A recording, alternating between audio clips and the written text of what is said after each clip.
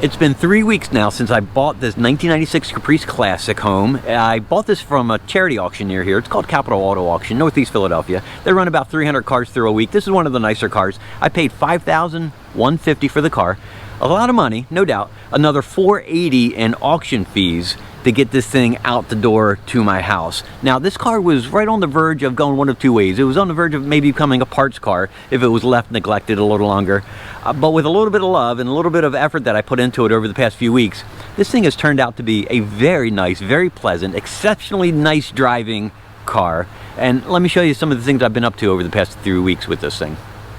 Whenever I pick up a new car, I'm always fascinated by the background and the history of the car. This one is a one-owner car. It was purchased new by Pearl and Brant Burkhart. Yeah, they bought it brand new, 1996. Based on the title, they had a 1-year loan on this car. They paid it off after the first year. They went with the dark green and gray exterior, the gray cloth. They went with the smaller V8, but they also went with the high-tiered level 3 option package. And that gives you all the bells and whistles on the inside, from the remote trunk popper to the Twilight Sentinel, heat reflective windshield, power mirrors, cornering lamps, remote keyless entry, you know, everything that you would expect on like a high-end car. This car was treated very, very nicely over its life, except for maybe the past 2 years or so, where I think this car was left outside under an oak tree because of the number of dings and the amount of muck and tree sap. All in here was just filled with tree leaves and decomposing tree material, and it was just a mess. Every nook, every cranny got scrubbed and power washed and soaked and scrubbed again. And if you look down here, you can still see some residue down there that I still need to scrub and soak for a third and fourth time and get this thing spotless and clean. But overall, it came out really nice. You can see some of the dings. It's kind of hard to see. There's a ding here, there's a dent here, another ding, real tiny stuff. Things that I didn't see originally when I first looked at the car. But after a deep compounding and a good polish, I mean, I got that shine back, got all the residue and the haze and the oxidation off. This thing is shining again. But these types of dings, I mean, they're so minor, but they're the things that my eye jumps out at that I didn't see previously because the shine just wasn't there. Now, some of the things I've done over the past few weeks with the car: new tires. Finding white walls in this size isn't easy any longer. Walmart came through, believe it or not. Also, inside, I pulled everything apart on the interior, everything. The seats came out, the carpeting came out, scrubbed it all, power washed, scrubbed again, power washed again, over and over again. Got this thing as clean as I could possibly get it. There's still some blemishes and marks in here that I cannot get out. Just built into the carpet that it's just permanent now. Also, the rollers on the window, on the passenger side window, were broken, so I replaced that. Greased and lubricated everything in that window. Also lubricated and greased everything that I could find. The door hinges, the window tracks, the rollers, ball joints, bushings, anything and everything on this car that was flexible or moving was just caked up with gunk, and it required a good deep scrubbing. Also took the car to a paintless dent guy. He pulled out much of the dent that was in this section right here. He wasn't able to get out the crease, but he sure did lessen the severity and how ugly that crease is right there. He also took out a bunch of door dings. There was 2-3 big dings right here in the C-pillar, and he knocked those out to the point where there's zero evidence that a ding was even there. I mean, it's literally perfect. Under the hood, this is where most of the work occurred, and really it was just maintenance and upkeep. I pulled the air cleaner. The air cleaner looked practically brand new. The brakes looked practically brand new. And this is some of the service work that I ended up paying for. I didn't do it myself because I simply hate dealing with fluid. I had all the brake fluid flushed out, replaced the engine oil, replaced the transmission fluid, and the power steering fluid too. Otherwise, I just scrubbed and cleaned and got this thing as nice as I possibly could again. And I mean, it's been a fantastic driving, smooth and effortless driving, beautiful driving Caprice Classic. In the trunk, this thing was used as a pickup truck at one point. The whole mulch, the thing was just caked with mud and dirt. The channel was just covered with sticks and branches and all kinds of material in there. There was stains all over the carpeting. I pulled that out, vacuumed, scrubbed, pressure washed, cleaned every aspect of this thing. Got this thing looking good again.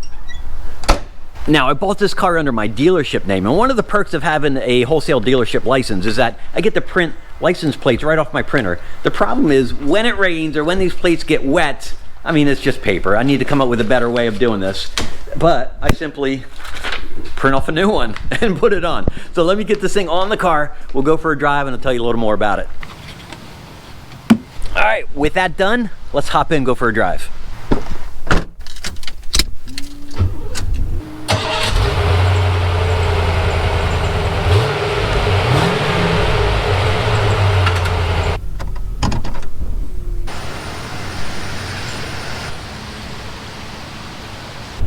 This thing starts instantly every time. It's whisper quiet.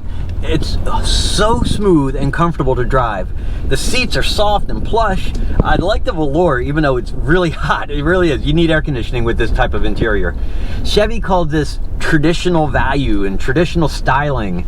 And man, you know, it's easy to forget that this was normal. This was everyday driving, everyday type of cars that you had in the 90s. And if you didn't have something soft and plush and full size, man, you were missing out. You just didn't understand. But you get used to what today's cars are with the sports suspension, the sports handling, and the low profile tires. This car is none of that. And this thing rewards you with the smoothest, quietest, plushest, most comfortable ride that you could imagine. When I was researching this car, I knew they were in the 90s, but I didn't remember that they came out in 1990, ran through 1996. Two versions, two different interiors, two different exteriors, and really the difference in the exterior is the rear quarter panel, where this generation has the rear wheel arch versus the fender skirt side. Some interesting facts about this car: it could tow 5,000 pounds. I mean, that was normal right at the time. When you have these big cars like this with the V8s and the big brakes, I mean, they were meant to tow and haul in long distance driving. This car epitomizes that. Something comical about the velour seats in here: I was taking my daughter to school the other day. She was wearing sweatpants. She complained how she was sticking to these seats like Velcro.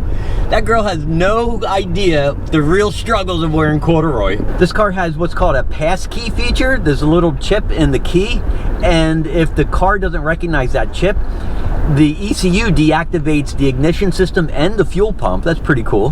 1996 is also the first year for OBD2, and for me, I have a code reader plugged into the port, and I can monitor some of the engine performance numbers, the temperature, and so forth. The check engine light on here has two different codes. It is a solid light that says that there's an emissions problem, but if you have a flashing check engine light, that means there's an engine misfire. I think that's pretty interesting. So you can somewhat diagnose some of the issues that you may have with this car just based on if it's a solid or a flashing light. The brakes on this thing are amazing. It's so strong. You jam that brake pedal and the nose of this thing will go straight into the ground.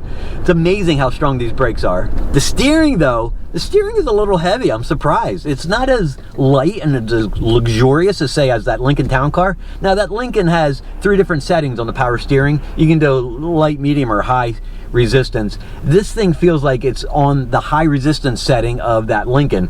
So in parking lot maneuvers, I mean, it really does take 2 hands on the wheel to be able to maneuver safely around a parking lot. And if you're in real slow situations, when on the highway though, the handling and the feedback on this thing is really, really nice. The car is extremely smooth, extremely quiet. There is some wind noise. I think it's coming from the mirrors, but otherwise this thing is a delight and a pleasure on the highway. It tracks incredibly straight. I'm surprised by how nice it does on the highway. I did have it aligned, $100 for an alignment. One of the wheels were a little out of spec, but really this thing has been effortless and easy to live with and completely dependable and enjoyable the entire time.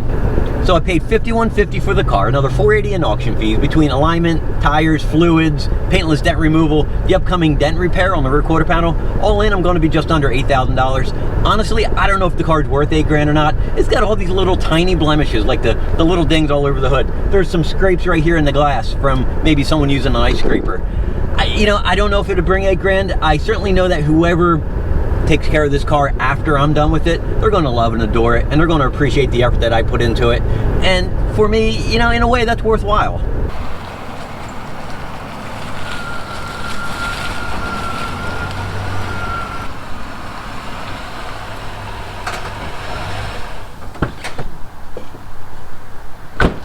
So that's my Caprice. This thing has been a sheer joy and delight. And you know, so many times you just don't know what you're going to get with these auction cars. This one has been very, very nice, and I'm thrilled to have this thing. I hope you enjoyed the video. I enjoyed making it.